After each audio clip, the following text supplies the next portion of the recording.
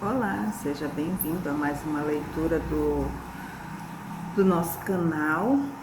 O livro de hoje, Mitologias Jurídicas da Modernidade, de Paulo Grossi, capítulo 2, Além das Mitologias Jurídicas da Modernidade. 1.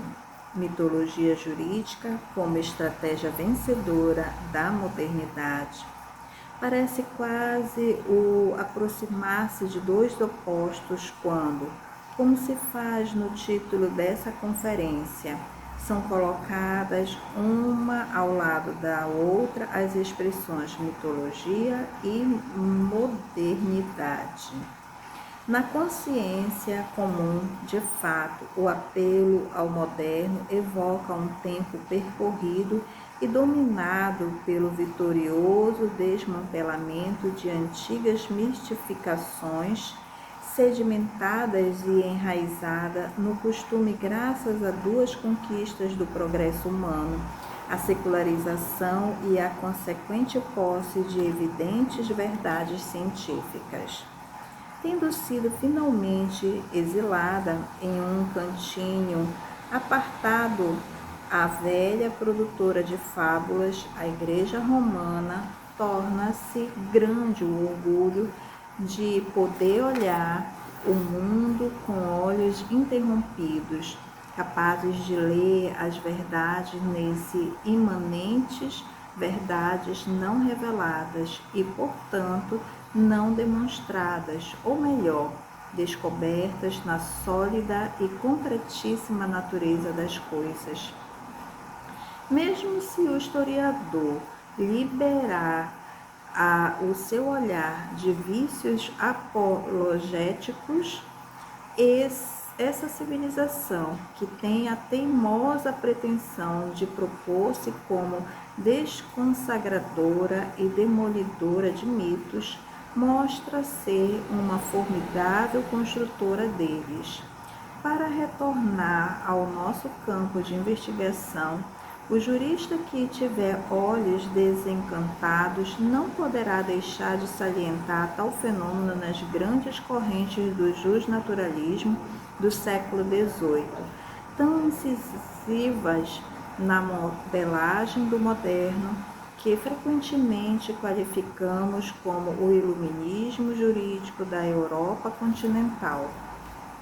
Aqui, talvez, se possa chegar a mais inteligente, a mais consciente, a mais hábil fundição de mitos jurídicos da longa história jurídica ocidental, um complexo de mitos organicamente imaginados e sustentados, que dão vida a uma verdadeira mitologia jurídica. Certamente não sou o primeiro a usar esse sintagma. Os jurisconsultos, por exemplo, sabem bem que a esse é dedicado especificamente um item dos fragmentos de um dicionário jurídico, que são o lúcido testamento intelectual de Santo Romano, talvez o mais profundo pensador jurista italiano do século XX. O interesse de Romano não é nem histórico, nem filosófico. Como sempre, ele se põe problemas de teoria jurídica, empenhando-se a não atravessar as suas fronteiras. Todavia, é singular o fato de que o seu exemplo refira-se quase que exclusivamente ao grande conjunto de ideias dos séculos XVII e XVIII. Estado de natureza, contrato social, representação política, igualdade jurídica, vontade geral e assim por diante. É um conjunto de ideias que compõem e unem em si a desinibição metodológica e, ao mesmo tempo, é busca de uma fundamentação mítica, oferecendo a desconcertante visão de um estamento intelectual que considera irrenunciável aquela operação fundadora. Não podemos esquecer que, Para a história jurídica continental, o século XVIII é momento de ruptura, de profunda descontinuidade, obstinadamente desejada com o passado. Anteriormente, nos referimos à secularização. As suas consequências são enormes e notórias, mas com um resultado estrategicamente negativo.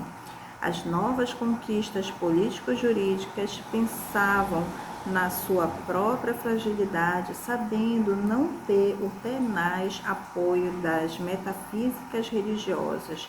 Pediam, por sua vez, para não serem apoiadas sobre as areias movediças da história, mas mais além, mais profundamente, ou, se quisermos, mais acima, onde os ventos históricos não chegam a sacudir e derrubar.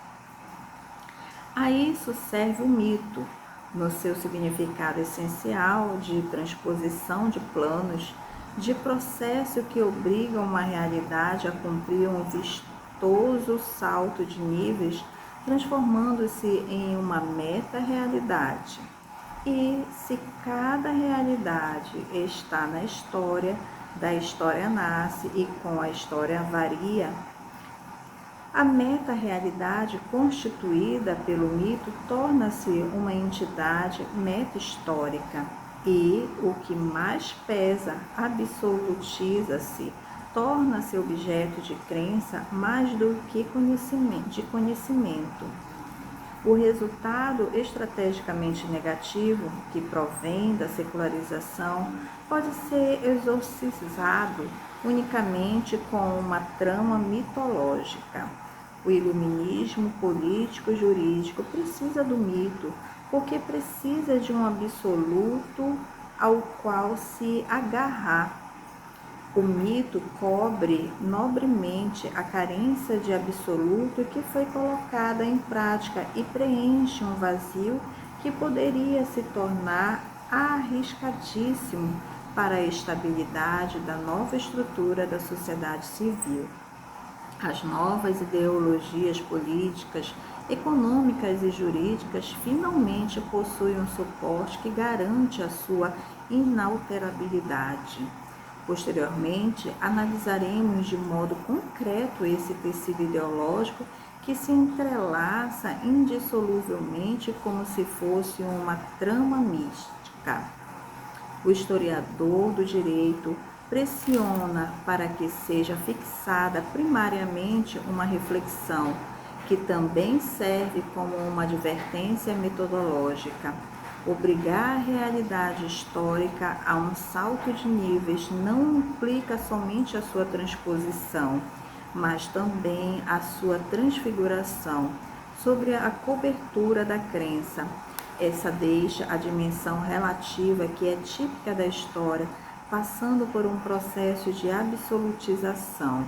O historiador sente-se encontrar perante produtos históricos absolutizados na consciência coletiva e profundamente deformados no seu vulto original. As instâncias mitificadoras marcam e desvirtuam toda uma cultura jurídica, na qual se exalta a perda de historicidade de princípios instituídos como figuras, todos obviamente tendo as suas origens em escolhas históricas, suscitados por interesses carnais de classe, mas colocados no nicho seguro e protetor representado pelo mito. A paisagem histórica depõe confusão, desordem, mundanidade, complexidade, para reduzir-se a um simples desenho, nítido e linear. O historiador do direito, na sua formação primária de consciência crítica do jurista operador do direito positivo, pode somente desconfiar de paisagens muito simples, lembrando que a complexidade é a riqueza de cada clima histórico, lançando legitimamente o suspeito de que aquela geometria simples seja o fruto de um sapientíssimo artifício, resolva-se em uma construção artefata, e será esta, já nos primeiros anos do século XX, nos anos da primeira fissura no conjunto de ideias jurídico pós-iluminista, a suspeita que os juristas mais conscientes terão, assim que os olhos começarem a libertar-se do persuasivo véu formado por sugestões bisseculares. A engenhosidade e o esmero da paisagem também se revelaram na sua harmonia de construção geométrica, onde tudo aparece exato e preciso, contido como é, no rigor de linhas, ângulos e círculos. O problema ineliminável e indissolúvel é o fato de não se discorrer sobre figuras abstratas, mas sobre criações e criaturas históricas inconteníveis no rigor de um teorema. E trata-se de um verdadeiro teorema político-jurídico. Vejamos novamente de perto os seus traços. A nova ordem sociopolítica deve ser democrática, em oposição à decrépita ordem classista, exprimindo a vontade geral da nação, a qual tem o seu único e conveniente instrumento de expressão na representação política, entendida como representação de vontade. O novo parlamento é, portanto, o depositário da vontade geral e a sua voz em nível normativo, a lei. Identifica-se com a vontade geral o princípio da legalidade, ou seja, a conformidade de cada manifestação jurídica com a lei. Torna-se a regra fundamental de toda a democracia moderna. Tudo encaixa perfeitamente, como em um teorema ou descendo a instrumentos que nos são mais familiares, como um silogismo. Por trás desse palco cênico em que tudo é idealizado, por trás desse raciocínio realizado através de modelos, fica escondido o estado monoclassista, o espesso extrato de filtros entre sociedade e poder, o elitismo exclusivo das formas de representação, a grosseira defesa de ricos interesses que pode o puríssimo teorema vinha a tutelar e a consolidar. E, para o historiador do direito, aparece ideologicamente carregada a verdade axiomática de que a lei, e somente a lei, exprime a vontade geral e, assim sendo, produz e condiciona toda a manifestação da juridicidade, ou seja, tudo que venha proposto como juridicidade mostra-se em um exame aprofundado, mas como uma pseudo-verdade substancialmente tuteladora de interesses particulares dos detentores do poder. Filósofos, cientistas políticos, juristas tinham trabalhado para construir a fortaleza inexpugnável de uma persuasíssima mitologia político-jurídica. Inexpugnável porque, em respeito a essa, se impunha mais do que um conhecimento, uma crença, e de crenças já nos enchemos até ontem, quase que até hoje. A propaganda iluminista e pós-iluminista tinha acertado em cheio ao mirar com precisão o próprio objetivo. O título dessa conferência pode mais ser bem compreendido e compreende-se qual seja o seu fim elementar, um pacato exame crítico que permita ao historiador do direito e além das mitologias jurídicas da modernidade liberar-se das sombras gigantescas habitualmente criadas por uma extraordinária lanterna mágica, repopulando uma paisagem histórica de criações e criaturas concretamente vivas, reconduzidas ao que são concretamente as suas reais proporções. 2. Projeto moderno do direito e complexidade do universo jurídico.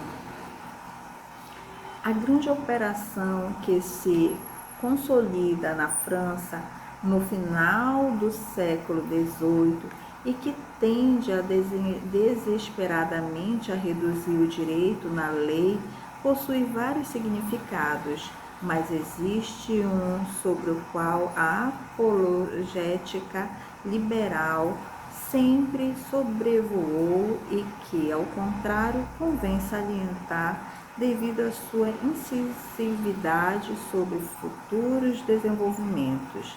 Tinha-se plena consciência da enorme relevância do direito, de todo o direito, obviamente também do direito privado em uma cultura particularmente burguesa, atentíssima à esfera patrimonial. Consequentemente, tendia-se à sua monopolização por parte do poder. Consequentemente, vinculava-se intimamente, quase indissoluvelmente, direito e poder. Consequentemente, o direito, que por todo o transcorrer da civilização medieval foi dimensão da sociedade e, por isso, manifestação fundamental de toda uma civilização, torna-se dimensão do poder e por esse fica marcado na sua intimidade. Em outros termos, exaspera-se a dimensão autoritária do jurídico, exasperando também a sua alarmante separação do social. Não está errado o homem do povo, mesmo em nossos dias, que traz em si ainda frescos os cromossomos do proletário da idade burguesa, quando desconfia do direito. O percebe como alguma coisa que lhe é completamente estranha, que cai do alto sobre a sua cabeça, como uma telha do telhado, confeccionado nos ministérios dos palácios do poder e evocando sempre os aspectos desagradáveis da autoridade sancionadora, o juiz ou funcionário de polícia. Essa foi a maior tragédia do direito continental moderno, a de ser identificado em uma dimensão patológica de convivência civil, em um mecanismo ligado à violação da ordem constituída. Infelizmente, o direito mais cruamente e severamente sancionador, o penal, pareceu elevar-se como modelo da juridicidade exatamente por consistir na plena expressão da potestade punitiva. Essa dimensão de potestade do direito, que constatamos ser mesmo recentíssima e convictamente reafirmada, até mesmo em um texto introdutório para noviços, é desviada porque, assumindo a dimensão patológica através de uma cifra de identificação, faz com que seja esquecida a autenticidade fisiológica do fenômeno jurídico, confundindo a sua essência. A fisiologia do jurídico deve ser intimamente compenetrada com a fisiologia da sociedade, ou seja, está no centro da polis dessa, é estruturalmente participante dela. não é o instrumento coercitivo do soberano ou o espaço para os voos teóricos de um doutrinador. Pode também sê-lo, pode se tornar, mas antes é alguma coisa a mais e diferente. Pertence ao ser de uma sociedade, condição ineliminável para que aquela sociedade viva e continue a viver como sociedade, não se modificando em um amontoado de homens em perene rixa entre si. O direito, pela sua tensão a encarnar-se antes de ser poder, norma, sistema de categorias formais, é experiência, ou seja, uma dimensão da vida social. Urge recuperar a juridicidade além do Estado e além do poder. Urge recuperá-la para a sociedade como realidade global, como uma recuperação que é, antes de tudo, ofício do jurista. Se atualmente insistirmos neste tema, após todo o século precedente ter sido rico de floresceres e fermentos nesse sentido, é porque se constata que tantas percepções conscientes não conseguiram nem mesmo arranhar no coração do jurista, mais no coração do que na sua ordem racional.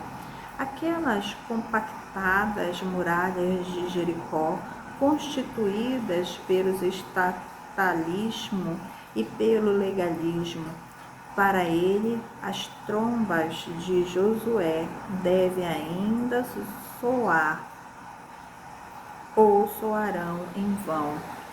E foi esse mesmo, e já faz 80 anos, o principal mérito de Santo Romano como pensador do direito, quando indicou na sociedade o referente da juridicidade, com uma mensagem tão citada pela reflexão científica sucessiva quanto rejeitada na adesão espiritual dos leitores que a citavam. Imagine tomar consciência da sociabilidade do direito não significa ficar bloqueado para a afirmação elementar e, além do mais, banal de que, em todos os lugares onde existe uma pluralidade de homens, existe o direito. Ao contrário, deve ser o ponto de partida para um conhecimento ulterior, que o vínculo necessário entre sociedade e direito implica na descoberta da complexidade desse último. Espelho da sociedade, reflete a sua estrutura variada, estratificada e diferenciada. Concluindo, o direito não é e não pode ser a realidade simples e unilinear pensada pelos nossos antepassados do século XVIII. Se uma conclusão como essa se justificava, então, pelo valor estratégico que se revestia, hoje surge somente como um sinal de aridez cultural e nada mais. Os nossos antepassados o pensaram no Estado e para o Estado, mas, com isso, o submeteram a um empobrecimento radical em relação à globalidade do social. O Estado, como aparelho, como indispensável aparelho de poder, constitui-se em uma cristalização dessa. Para além disso, um Estado que, por vários bons motivos, foi constituído como pessoa pelo direito público do século XIX e, como tal, foi separado do fluidíssimo magma da sociedade. Foi, sabemos, uma operação geométrica de extrema simplificação, particularmente grave no mundo dos sujeitos, já reduzido a um palco de pessoas públicas e privadas, De toda essa operação, o historiador deve salientar um resultado de extrema pobreza. Foi enterrada ou ignorada ou retirada em nome de uma mitologia ideológica jurídica repressora e de uma estratégia ao seu serviço, uma parte conspícua de riqueza vital do ordenamento jurídico do social. Urge redescobrir o tesouro escondido, ou seja, toda a gama variada de riquezas do universo jurídico. 3. Reduções modernas, uma visão potestativa do direito. No final do século XIX, se quisermos manter objetividade ao nosso olhar, podemos contemplar os riscos e também os danos do normativismo que nos conquistou, caracterizado por um direito reduzido a normas, sanções, formas. Pensar o direito como norma e, deste modo, obviamente, como sanção, significa continuar a pensá-lo como poder, porque significa coagular e levar à exaustão a atenção do ordenamento no momento em que o comando se produz e se manifesta. Em uma visão particularmente normativa, o que conta é o comandante e a sua vontade imperativa, ou, se quisermos, os mandamentos e a vontade imperativa deles. Enquanto contam muito poucos os utentes da norma e a vida da norma na utilização que a comunidade dos consorciados faz dela.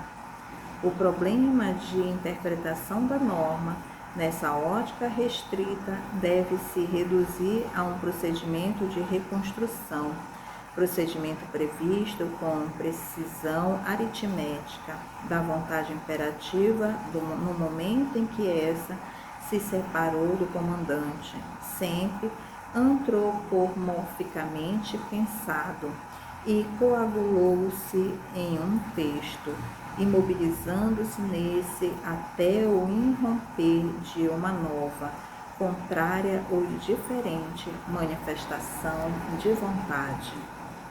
Resumindo, ter como referência a norma, querendo ou não, significa sempre e de qualquer modo conceber o direito de modo potestativo, ligá-lo intimamente ao poder, mesmo tratando-se de poder em que se percebe a obstinação, tornando-se, portanto, uma realidade perigosa, difícil de ser controlada, orientada e canalizada.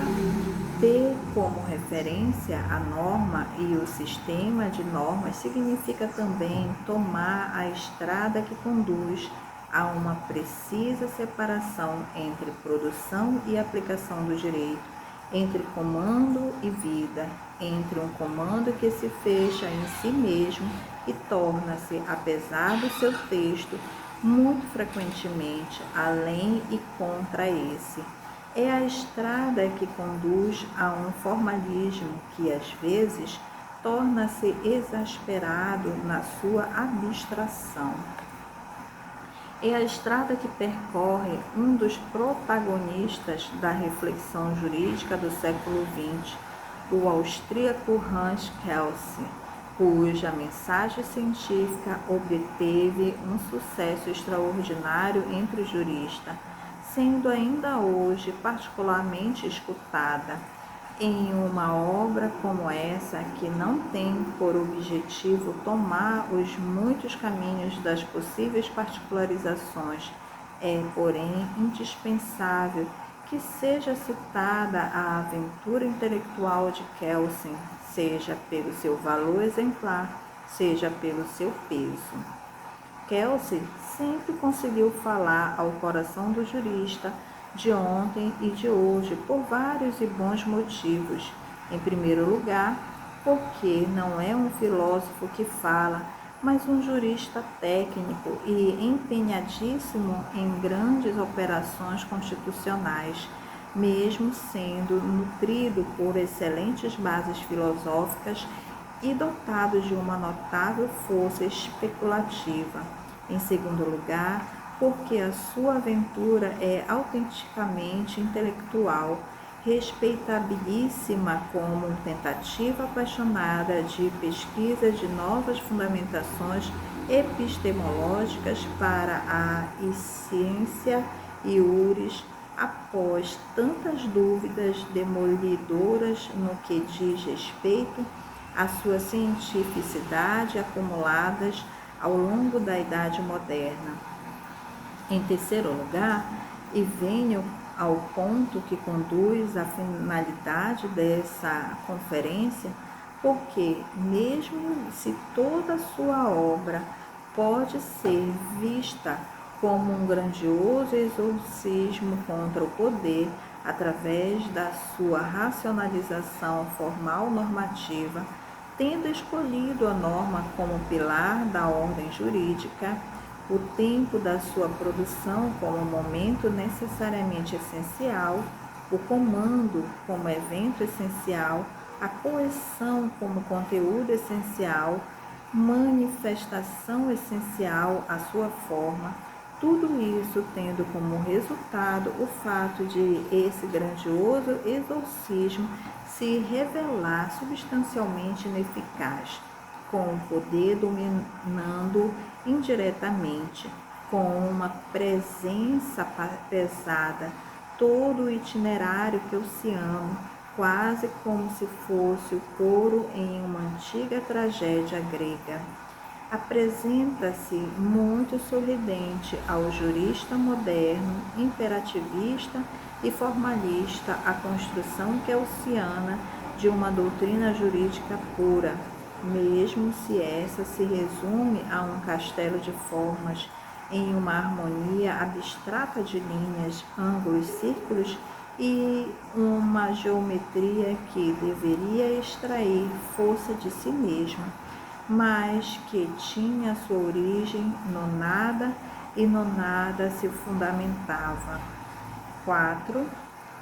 Indo recuperar a complexidade, a descoberta do direito como ordenamento. O apelo a Kelsey serve para indicar o resultado extremo a que pode conduzir um direito reduzido a um universo de normas e sanções. É um universo bem pobre, que corre o risco de flutuar sobre a sociedade ou até perversamente forçá-la a condená-la nos seus desenvolvimentos vitais. É necessário, ao contrário, insistir sobre o direito como ordenamento. Não se trata de um expediente linguístico substituindo um termo por outro e deixando imutável o conteúdo. Ordenamento significa o ato de ordenar, de colocar ordem, e ordem é uma noção preciosa, ao menos no seu aspecto. Presta contas com a realidade subjacente, a pressupõe na sua onticidade, querendo alcançar o objetivo de ordená-la e não de restringi-la. Consequentemente, registra e respeita toda a sua complexidade. Conceber o direito como ordenamento possui, desse modo, o significado de iniciar a tentativa de recuperação da complexidade, da complexa riqueza do universo jurídico. Talvez nós, juristas, não tenhamos plena consciência disso, mas ainda somos, em boa medida, os herdeiros e as vítimas da grande redução iluminista. Iluminismo significa ampliação da capacidade humana de conceber e de reduzir a complexidade do mundo. Desenvolvimento de mecanismos de redução da complexidade consiste na compreensão, mas também na redução da complexidade. Isso nos foi lucidamente ensinado por Niklas Luhmann, um pensador que até pouco tempo todo jurista tinha o dever de citar ao menos uma vez na sua obra, quase como o zelante muçulmano na sua obrigação de fazer uma visita a Meca durante o curso da sua vida. Luhmann, o teorizador da complexidade, com a sua sociologia das renovadas fundamentações iluministas, torna-se também o teorizador da redução. A redução teve e tem os seus valores positivos. A paisagem jurídica é simples, portanto é clara, iluminada por um sapiente monopólio centralista, também é harmoniosa. Resumindo, uma paisagem persuasiva que, aos olhos do historiador, sofre de dois vícios graves: a abstração e, consequentemente, a artificiosidade. Em outro momento evoquei, em ligação com a Arcádia literária, que, partindo da exigência de se libertar dos emaranhados do barroco, conseguiu-se chegar à suprema ficção de pastorizinhos artificiosos e empoeirados. O palco jurídico não é povoado por pastorzinhos, mas sim por modelos formais extraídos de um mundo irreal, pré-histórico e, o que é importante, todos indivíduos, dos quais somente dois fungem como protagonistas: o Estado pessoa e o indivíduo abastado. A perda mais substancial que se conseguiu com essa operação redutiva, que é, sabe-se, uma astutíssima operação estratégica, foi a da dimensão coletiva da sociedade, a essa altura já contraída na cristalização estatal, sufocada pela totalidade macro-coletiva do Estado e pela dialética exclusiva. Estado-indivíduo configura-se como toda articulação comunitária fisiológica à sociedade, a cada sociedade a qual se expressa em comunidade. É e não pode ser comunidade de comunidades. Era a articulação exasperadamente valorizada no antigo regime através do protagonismo de famílias, clãs, corporações, associações assistenciais e religiosas, agregações sociais e políticas intermediárias. No centro da redescoberta da complexidade do universo jurídico, é necessário redescobrir também a dimensão coletiva, ou seja, de microcoletividade pesadamente sacrificada pelo projeto individualista.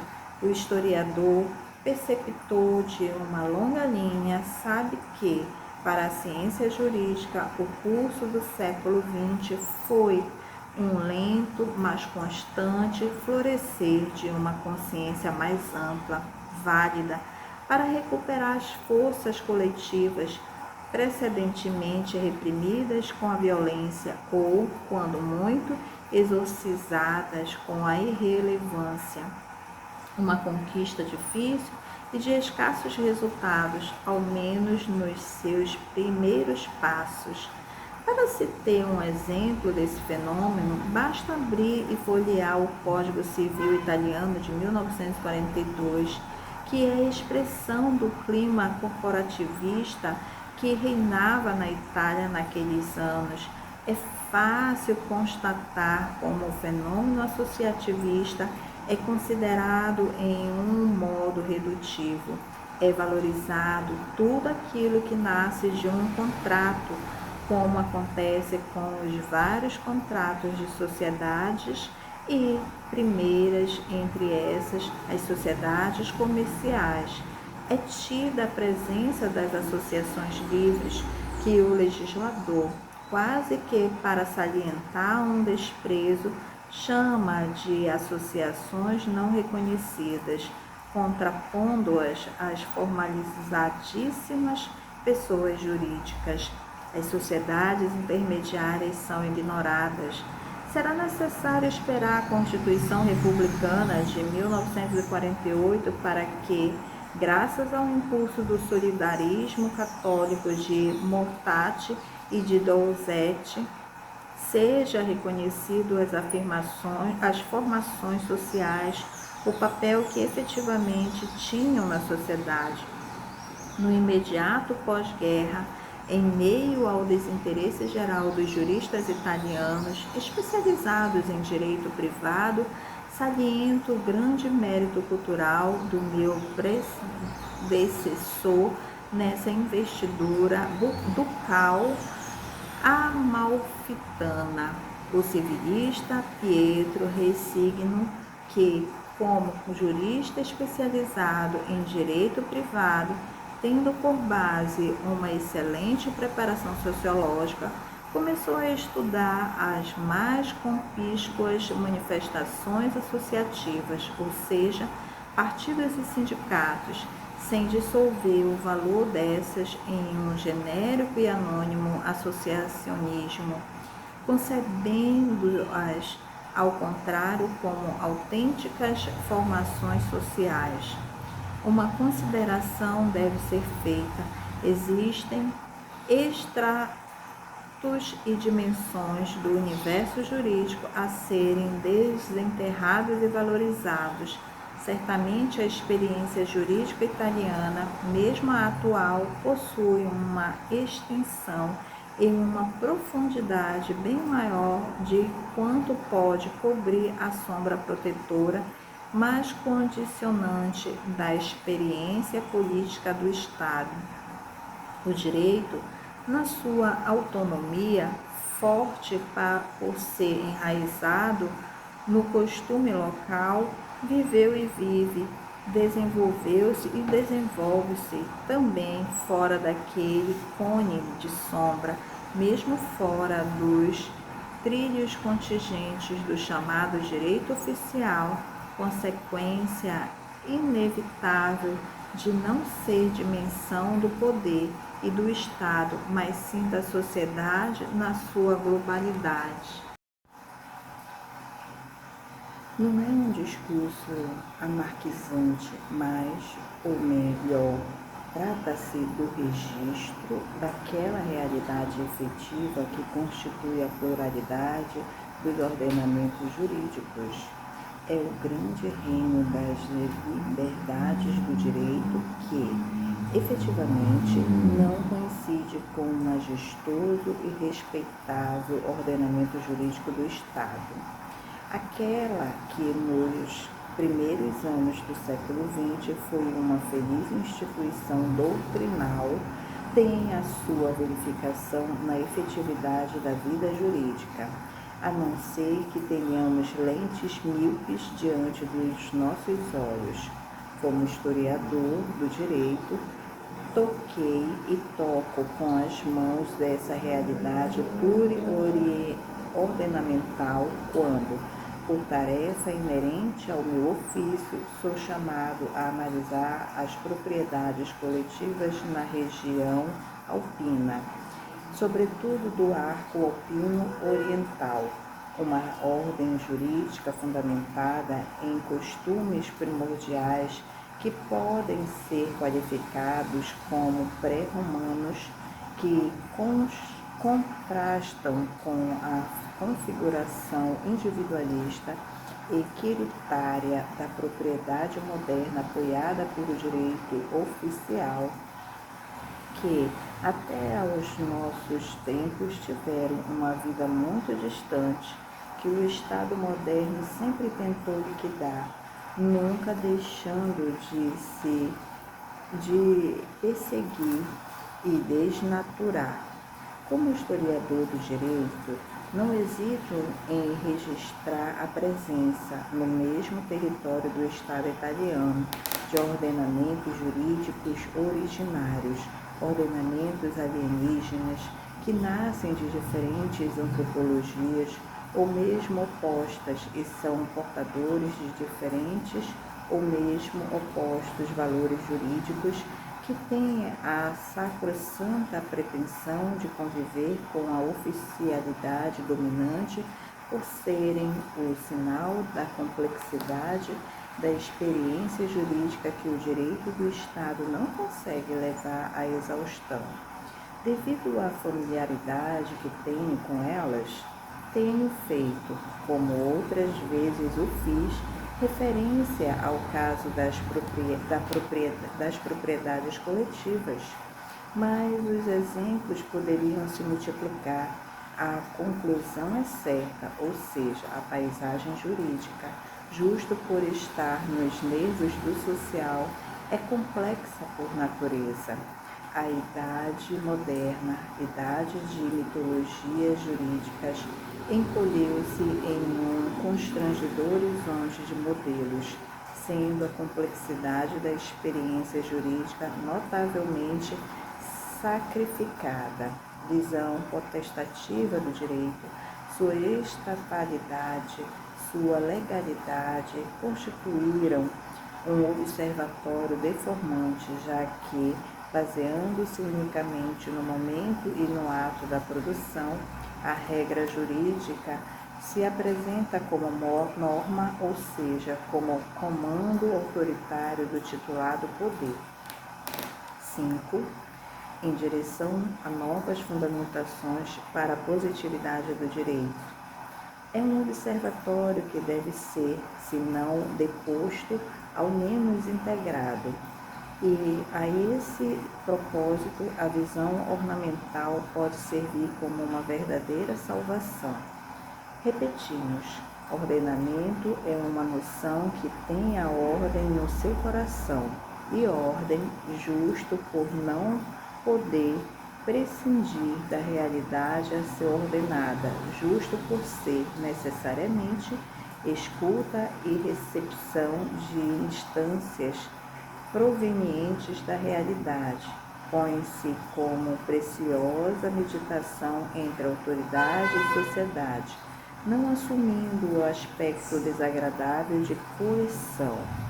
É claro que estaríamos perante o simulacro falsificador se fosse verdade o que se fala sobre a existência de uma ordem durante o domínio russo em Varsóvia, fruto de um enorme tributo de sangue e de mortos, ou sobre a existência de uma ordem como a de Hitler ou a de Stalin, ambas obtidas através da violência policial.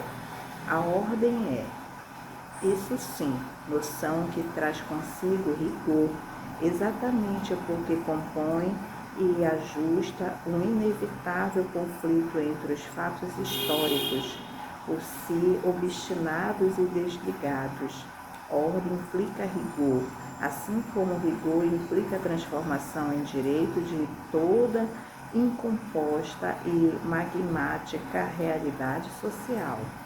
A visão de um direito dócil, como foi proposto no persuasivo desenho de um dos mais inteligentes e culto-constitucionalistas italianos, parece-nos entregue às tramas de uma feliz idealização mais do que as de um diagnóstico realista. Porém, uma coisa é certa, a ordem, se é rigor, se torna rigoroso. O mundo indócil dos fatos significa respeito à complexidade e à pluralidade do real, ou seja, o oposto de massificação e de simplificação forçada. A inteligência perspicaz de Tomás de Aquino, contemplador de uma paisagem universal ainda não fragmentada, nem política, nem juridicamente, e ao contrário, percorrida e regida por uma consciência ordenadora coletiva, a paisagem do século XVIII especifica-o bem em uma daquelas explicações onde emerge a sua excepcional força especulativa. Abre aspas, esse uno secundum ordinem non est esse uno simpliciter. Fecha aspas. A unidade realizada mediante a ordem nunca é uma unidade simples. Em outros termos, ordenar não significa submeter o real a uma renovação fictícia, fazendo de algo nigrum, construindo uma unidade desmentida pelos fatos subjacentes, mas significa compor a unidade complexa e plural, fazendo com que as diversidades possam se tornar força daquela unidade sem se aniquilarem. Como salienta o próprio Tomás, a ordem é a unidade que harmoniza, mas, ao mesmo tempo, respeita as diversidades. De tudo isso, é urgente levar uma consideração o fato de termos, por 2 séculos, angustiado-nos em um zelo obcecado pela formalização e pelo esclarecimento da positividade do direito. Falar de direito positivo, até pouco tempo atrás, era como se ferir a uma noção fechada, impermeável. O jurista a pronunciava com incipiente orgulho, pensando estar se referindo a um universo de normas fechado em si mesmo, como se fosse uma fortaleza de fronteira, forte na sua separação de todo o resto, circundada por um fosso intransponível formado pela estatalidade, pela oficialidade, pela autoridade. E o jurista se satisfez com essa couraça sem se dar conta da prisão e da imobilização que a mesma constituía para ele. Era, e ainda hoje é, uma noção de positividade que não nos restitui, senão opacamente, a complexidade que a ordem jurídica tem por dever organizar e não trair. Uma complexidade que, porém, continua a ser traída quando o direito positivo continua a ser pesado como um universo de normas, um castelo de comandos, posto positium por uma autoridade que formalmente possui o poder e, portanto, munida do crisma tranquilizante da oficialidade. Tudo isso é, de um ponto de vista cultural, ou seja, para uma cultura jurídica que tenta se propor como válida ordenadora do presente, uma posição tão criticamente baixa que chega a impedir uma observação completa. Esse ontem, que tínhamos esperança que fosse completamente superado, continua no hoje, no interior da consciência de muitos juristas, sobretudo na consciência dos práticos, deseducados por uma doutrina jurídica que abdicou da sua nobre função pedagógica. Esse ontem continua no hoje através da perfeita vigência do artigo 12 das disposições preliminares ao Código Civil Italiano de 1942, que confirma o dogma da estatalidade do direito e fixa os limites da juridicidade, identificando-os com os do Estado. Sei bem que aquele artigo é um evidente violador do pluralismo jurídico impresso na Carta Constitucional Italiana.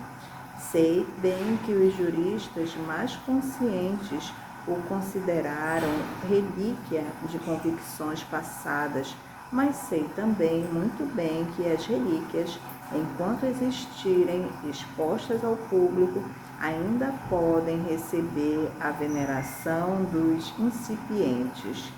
Como salientei outras vezes, ficarei mais tranquilo quando o artigo 12 será varrido da esplêndida codificação italiana como um traço inadmissível do estatalismo autoritário fascista. Do mesmo modo como foram prontamente expurgados os imundos traços concernentes ao primado da raça ariana. Foi um sinal eficaz do ambíguo momento de ruptura em que ainda nos encontramos. A iniciativa tomada 10 anos atrás por um inteligente filósofo italiano do direito, Giuseppe Zaccaria, que convidou diversos colegas de disciplina, mas também prudentemente alguns estudiosos do direito positivo, para discutir sobre direito positivo e positividade do direito. Na apresentação que fez à obra, Zaccaria insiste, tendo rara consciência da grande necessidade de refundamentação cultural do jurista atual sobre o organismo global da positividade, sobre o funcionamento necessariamente plural da positividade, apontando com exatidão para um horizonte a ser concluído com urgência, ou seja, a ampliação inadiável da tradicional e esclerosada noção de positividade do direito. Se o convite do coordenador da obra foi aceito e desenvolvido por alguns filósofos do direito, sobretudo por Francesco Viola, a parte que diz respeito aos estudiosos do direito positivo italiano põe-se, ao contrário, sobre a égide de uma ambiguidade substancial. Isso mesmo se Zacarias contava nas pessoas do administrativista Gilda Corso e do comercialista Mario Libettini, por dois cultos e sensíveis representantes da vida jurídica italiana. O ensaio escrito por Corso é dominado pela ideia do primado da norma, delineando o jurista especializado em direito público como um personagem em uma busca desesperada de normas, e especifica Corso, o jurista positivo, mesmo o mais disposto a reconhecer as contribuições da jurisprudência, concebe a norma como um quid que logicamente e idealmente precede e condiciona a interpretação. Um contexto onde teimosamente parece se repetir a separação entre norma e interpretação, um fenômeno que frequentemente condenou delicadas áreas do sistema normativo à morte por asfixia. Libettini demonstra ainda estar amarrado por laços culturais dos quais, porém, não quer se livrar, e demonstra-se inteiramente intencionado a fornecer a esses alguma justificativa que possa tornar opaca a sua límpida consciência de jurista. O aceite de uma ética de legalidade, escreve ele, faz com que o respeito das leis seja expressão do princípio geral de civilização do stare partis e, desse modo, reconhecimento de que todos os cidadãos pertencem à mesma organização social. A fidelidade à lei não deve ser entendida como obediência a um comando, mas como leal execução de um pacto. O princípio da lealdade impõe um aceite da ideia do primado do poder legislativo e, deste modo, o dever de levar a sério as escolhas políticas do legislador. Um discurso em que, incluindo a enchente de argumentos paleojusnaturalísticos, retorna-se ao velho fundamento mítico de um poder legislativo e, deste modo político, que interpreta e expressa com fidelidade o bem comum, tendo condições de representá-lo normativamente. Libertine insiste, com medo de que o argumento não tivesse sido bem compreendido, reconhecer o princípio, a exigência, o valor da taxatividade das fontes é também um modo de levar a sério o Estado. E isso me parece ainda hoje indispensável, necessário, apesar de não ser suficiente se se possuem certos valores e escopos políticos, liberdade, igualdade e segurança dos indivíduos. O autor conclui colocando-se a favor do aceite do postulado da soberania, unidade, plenitude do ordenamento estatal e da taxatividade das fontes formalmente reconhecidas, uma solução.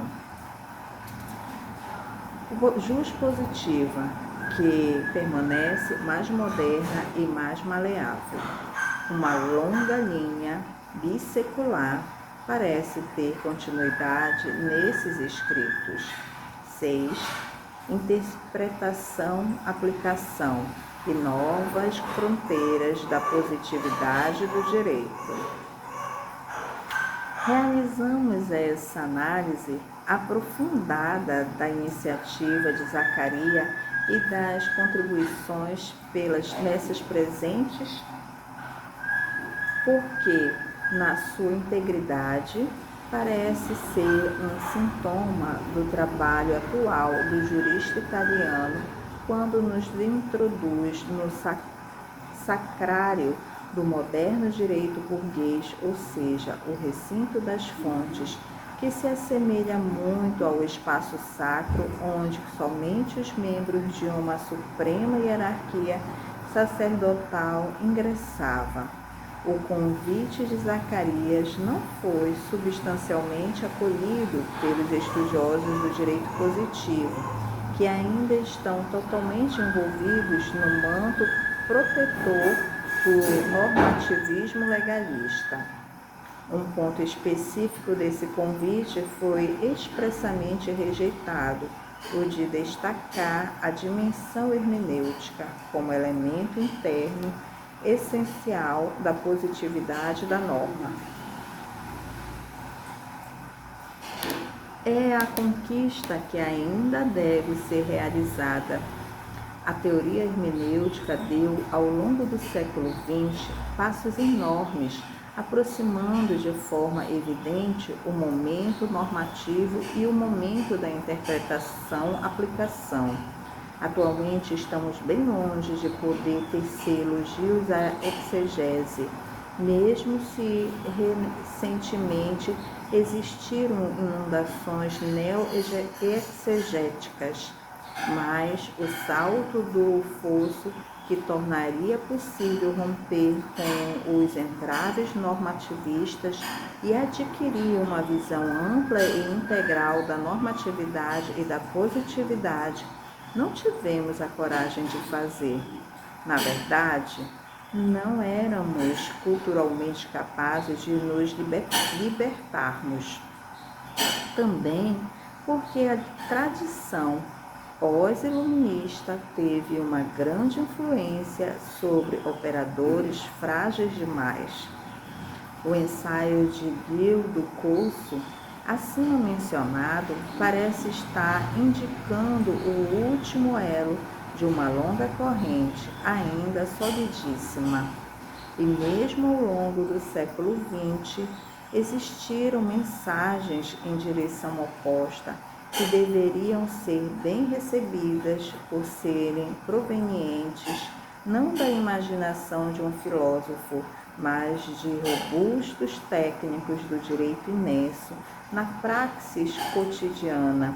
O primeiro nome que me vem em mente é o de um autor que me é caro, o comercialista Túlio Ascarelli. O único meio para retirar do direito esse tradicional e repugnante esmalte potestativo e autoritário era e é conceber a norma como um procedimento que não se cumpre com a produção, mas que possui um momento subsequente, um momento de interpretação, como se ele estivesse dentro do processo de formação da realidade complexa da norma, resumindo a interpretação como um momento essencial da positividade da norma, uma condição ineliminável para a concretização da sua própria positividade. Certamente, para chegar a ele, os juristas precisam de outras lentes, lentes que não diminuam a interpretação a uma dimensão meramente cognitiva, mas que a concebam como vida da norma no tempo e no espaço, carnalidade da norma enquanto exercício, praxis, uso, lentes que também estejam dispostas a acolher na paisagem jurídica a comunidade dos utentes em um papel que não seja meramente passivo, que estejam dispostas a admitir não somente um protagonista monocrático, o detentor do poder, mas sim uma ampla pluralidade de sujeitos. Talvez tenha mesmo chegado o momento de começar a construir o direito também mediante aqueles sujeitos que a tradição chamou com implícito desprezo de os destinatários do comando. Ao concluir essa conferência, torna-se possível captar o seu sentido através da indicação de duas ideias aqui recuperadas. O direito é mais aplicado do que norma.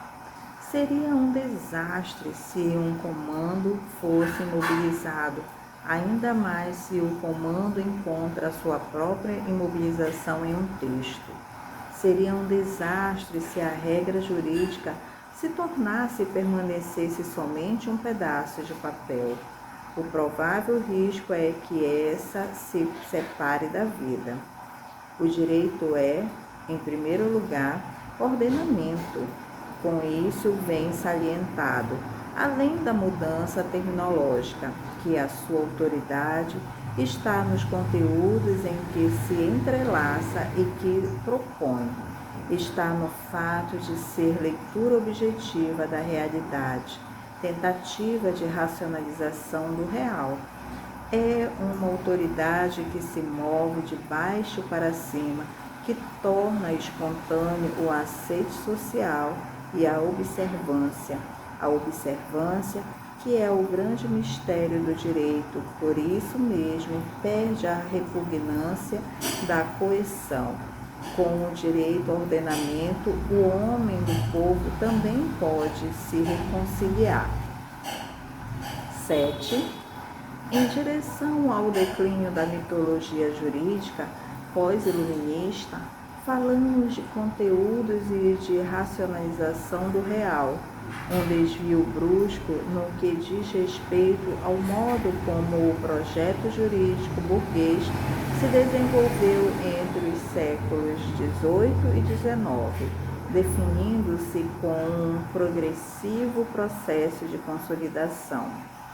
A norma suprema, que está no ápice da pirâmide hierárquica, ou seja, a lei, configura-se nesse projeto como um recipiente vazio, porque, sendo por definição axiomática expressão da vontade geral, não recebe dos diferentes conteúdos nenhuma contribuição à sua figura essencial. Efetivamente, uma norma não pode ser qualificada como lei em razão do seu conteúdo, mas por ter a sua origem no detentor da soberania, que a filtra mediante um rigoroso procedimento formal.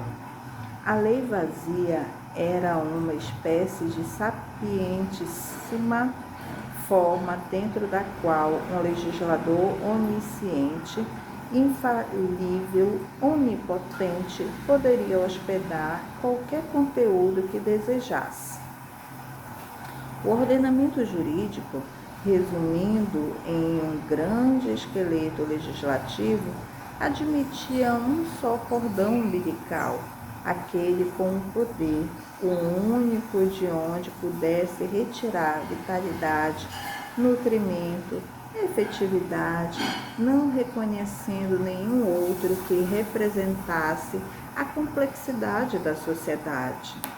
Em uma ordem como essa, legicêntrica e legolátrica, o supremo princípio constitucional passa a ser o de legalidade, que funge como precioso fecho, e torna-se evidente o fato de tratar-se de uma legalidade concebida em sentido estreitíssimo como respeito da forma lei.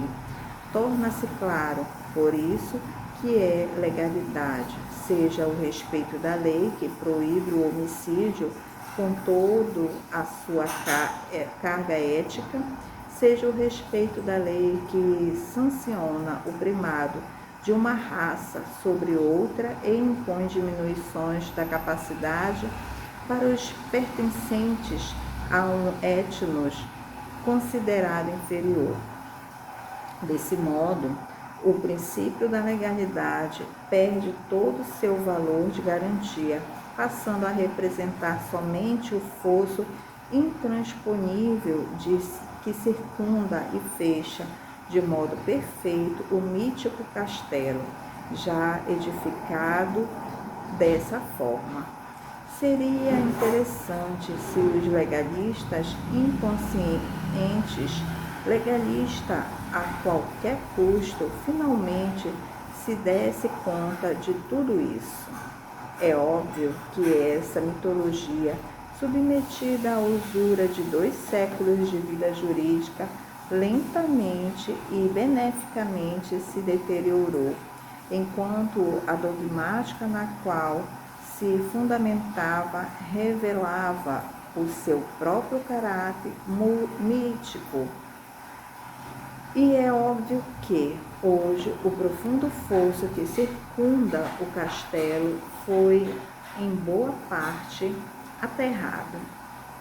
Mas com quanta lentidão e com quanto esforço nessa Europa continental, tão caracterizada e quase marcada a fogo pela habilíssima propaganda pós-iluminista.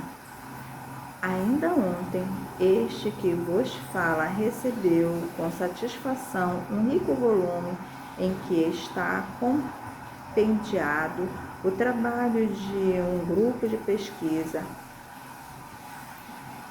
promovido e coordenado com sensibilidade e inteligência crítica por Michele Scudiero, sobre o problema da discricionariedade do legislador na jurisprudência da Corte Constitucional Italiana entre os anos de 1988 e 1998. A discricionariedade do legislador. Um dos organizadores da obra tem razão ao qualificá-lo tema indócil em relação ao seu aspecto de clamorosa e ruinosa fenda nas muralhas do castelo mitológico há pouco mencionado, com a previsão de um juiz das leis e a queda do mito da infalibilidade. Há algum tempo, finalmente, a Corte Constitucional Italiana passou a fazer precisos e incisivos apelos à razoabilidade como limite da ação legislativa e ao direito vigente. Em um sistema formalista, podem também aparecer simples fórmulas verbais. O historiador do direito não hesita em ver nessas os traços da cansativa busca de ancoradouros, talvez toscos e imperfeitos, para a conquista daquele horizonte de civilização jurídica que é, deposto o esquema insaciável do mito, a lei justa, a justiça das leis. Uma conquista que o fundamento mitológico dogmático tornou incerta e difícil. A França, laboratório da modernidade jurídica continental, é o espelho mais fiel desse fenômeno. Efetivamente, seria instrutivo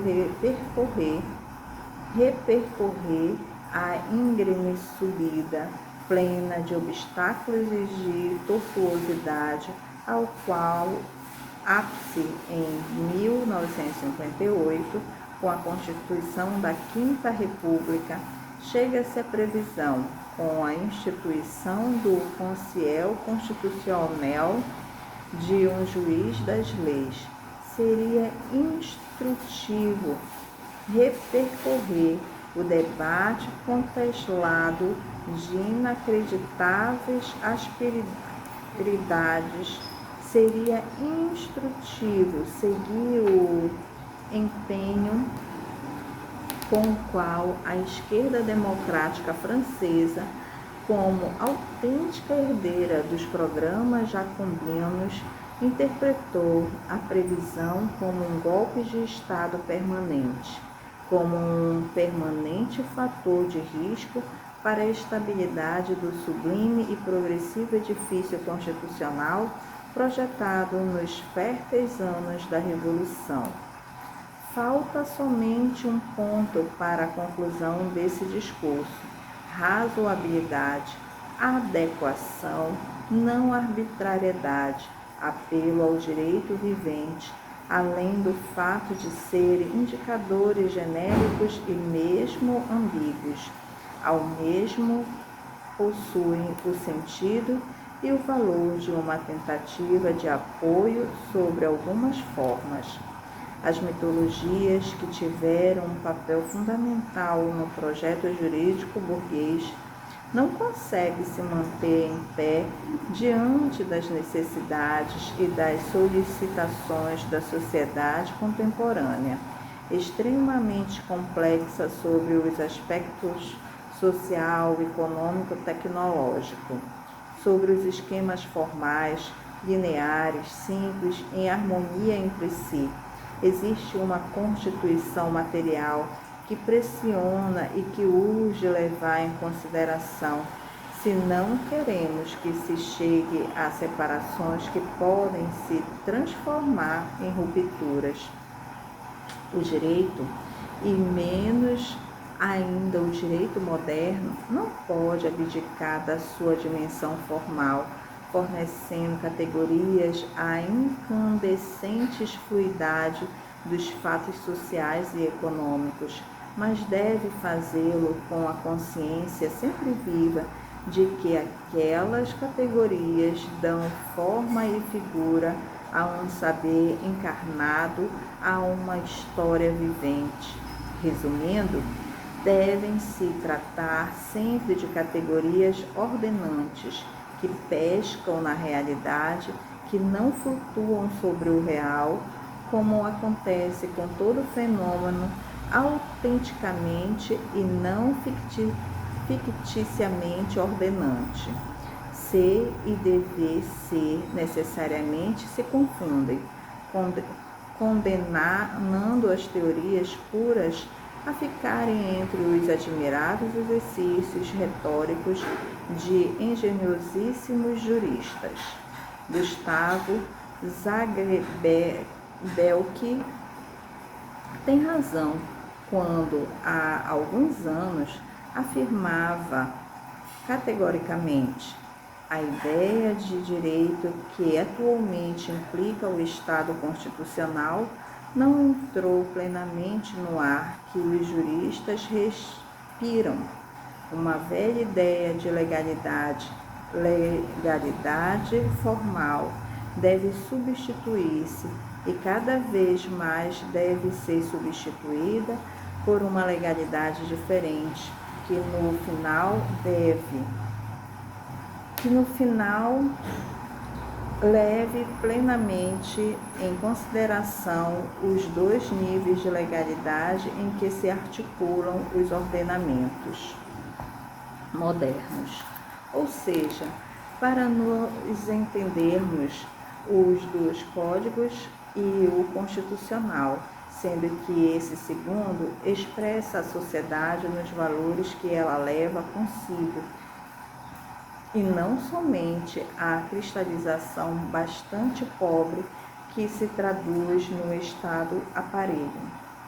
Deve ser superada a ideia de que o direito é feito mediante leis e que somente o legislador é jusprodutor, capaz de transformar tudo em direito, quase como um Midas dos nossos dias. Quantas vezes os produtos normativos fabricados pelos legisladores modernos se mostram longe de ser direito? A hipertrofia e a hipervalorização da lei já custaram muito caro à sociedade e à cultura da Europa continental, assim como as zonas do mundo que essa condiciona. Através de um prisma desse tipo, falou-se de descodificação e até mesmo de deslegitificação. A exigência é uma e somente uma: retirar a lei do papel totalitário e socialmente insuportável que a ideia burguesa lhe concedeu. Somente um louco poderia pensar em prescindir da presença de normas imperativas gerais ou mesmo de códigos. O que não precisamos, ao invés, é do instrumento pernicioso que se constitui em leis e códigos que, com a minúcia de uma pormenorizada regulamentação da vida econômica e social, correm o risco de permanecer letra morta no momento seguinte à promulgação, por serem rejeitados pela comunidade dos utentes ou, pior ainda, terminam por amordaçar as comunidades, impedindo-as de se expressarem segundo o desenvolvimento do costume e a evolução das realidades econômicas e das ordens sociais. A rapidez da transformação contemporânea exalta em todas as suas manifestações um primado da praxis. Quantos institutos, sobretudo no direito dos negócios, são instituídos, inventados, modelados na prática cotidiana, enquanto o legislador nacional ou comunitário limita-se a intervir tardiamente, apropriando-se do que o uso já tinha consolidado. O futuro direito econômico tende a ter um vulto geneticamente extralegislativo, com uma forte contribuição oferecida pela reflexão científica. E se assiste a atores modificados, protagonistas do processo jurídico, a diferentes modalidades de produção e de funcionamento das regras jurídicas. Há uma crescente privatização da produção jurídica, vitais centros monopoéticos, ou seja, produtores de regras jurídicas pontualmente observadas pelos indivíduos, já estão inseridos em núcleos sociais, econômicos e culturais muito distantes dos estados. Essa é uma panorâmica que me sinto grato de mostrar aqui na Civitas Amalfitana, na sede do seu município, nessa extraordinária forja jurídica medieval, onde mercadores e navegadores destemidos participaram da criação, mesmo sendo pobres de leis e de ciências, mas fortes na própria capacidade de escuta das forças econômicas e confiando quase unicamente na sensibilidade e na intuição do direito comercial e marítimo da coiné mediterrânea da Idade Média. E aqui terminamos a leitura de mais um capítulo do livro Mitologias Jurídicas da Modernidade, de Paulo Grossi. Gratidão a todos aqueles que vieram ouvir a leitura. Até a próxima.